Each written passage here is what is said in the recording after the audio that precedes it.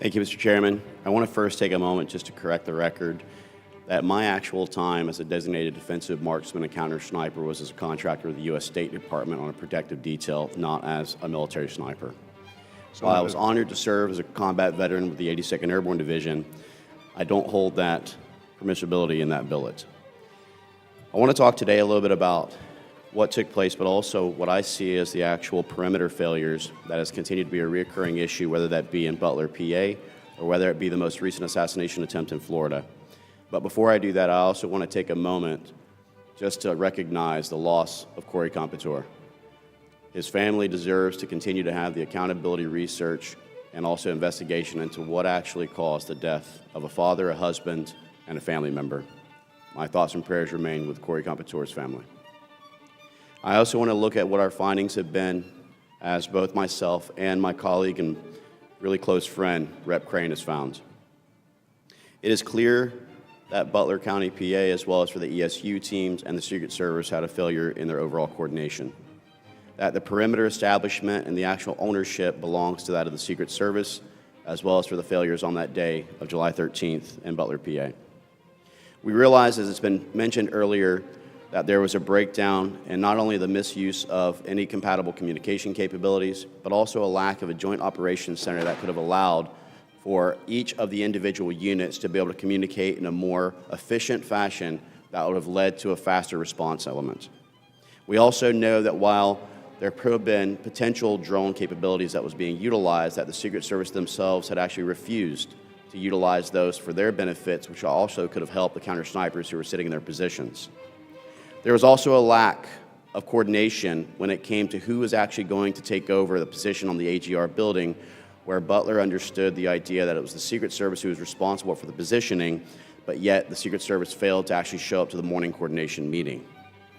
While all of these repeated perimeter failures, whether it be the 150-meter shot that was taken by Thomas Crooks or the potential assailant that was looking at a 500-yard distance from Florida, the thing that we've established is that no one is looking at what is happening and going on with regards to Secret Service's cultural issues.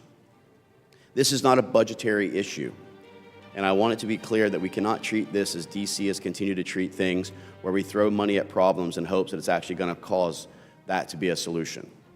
This breaks it down into three simple things. One is poor leadership of the United States Secret Service, whether that be under Director Cheadle or whether that be under Rowe. To quote Dan Bongino, who is actually a former Secret Service agent, he said that he does not feel any safer or better now than he did under Cheadle, having Rowe in the helm.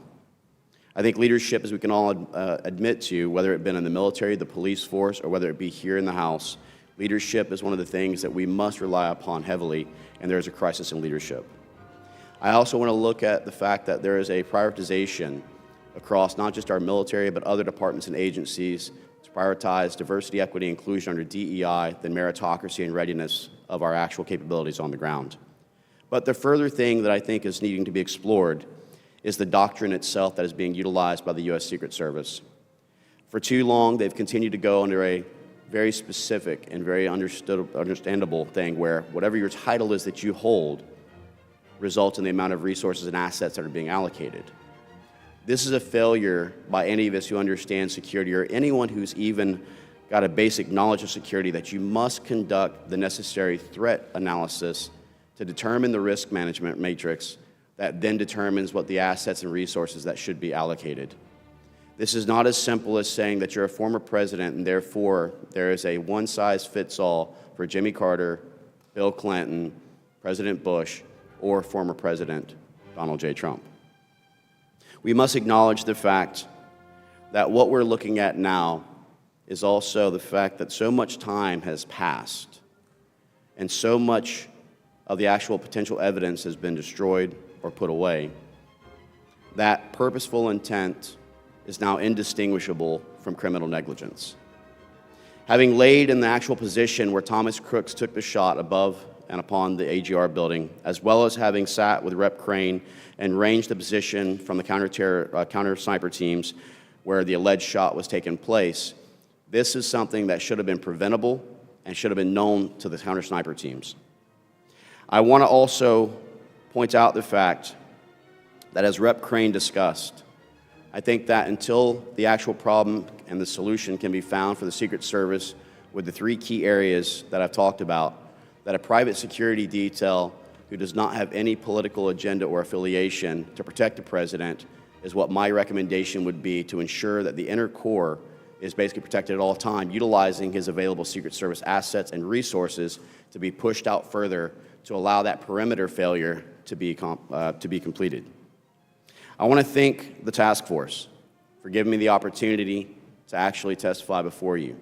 And I want to point out that when we're looking at the map that's behind you, Mr. Chairman, that it is not just the AGR building 150 yards away approximately that was the issue, but even if you look directly to the 12 o'clock of the stage, you have the Kubota dealership, which is only within about a 400-yard shot placement, which Rep. Crane and many snipers and counter snipers can tell you is a very feasible shot. When speaking to the Kubota dealer, we noted the fact that not a single Secret Service or local law enforcement agent had ever talked to that dealership to ask them whether or not they could put any snipers on the rooftop or whether or not they could actually utilize that as an overwatch position. If you look to what would be from my vantage point right now, which is the 3 o'clock, which would be the 9 o'clock for the president, that was the area that was actually the third counter sniper team that one of our whistleblowers, Ben Schaefer, had talked about from his vantage point and being able to see Thomas Crooks at an earlier time. Mr. Chairman, I point these things out to the committee, and again, to echo my good friend Representative Crane, I challenge you to continue to go forward and to not be feared away from the idea of being labeled a conspiracist by looking into every possible outcome, being able to look at every possible provided video, listen to every single testimony of each individual whistleblower. But I also pledge my continued support for the task force, as does Rep. Crane, to provide information, intel, and any of our findings to help further this investigation.